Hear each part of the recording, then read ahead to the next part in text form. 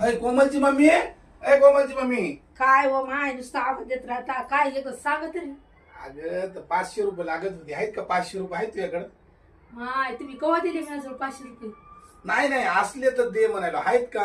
नाही ये बापा माझ्याजवळ 1 रुपया नाही. नाही का? बरं जाऊ दे.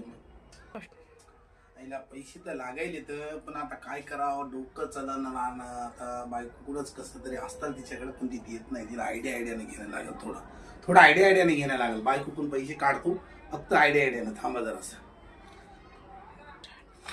काय म्हणले विचारत बसलेत काय कशासाठी पैसे लागले तुम्हाला? अगं तर तिकडे गेलो तर ते पोराची मैतट लागली. हा ते म्हणला 500च्या नोटीवर गांधीजी नसते.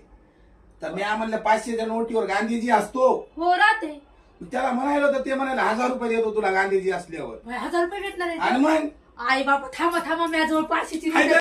हा. आय 500ची नोट आहे की हे काय माझ्यापाशी गांधीजी. अरे आहे की रे हा. गांधीजी तर आहे याच्यावर. हो थांब मी आलो त्याला नाही दाखव. नाही ही नोट माझ्यापाशीच राहू द्या.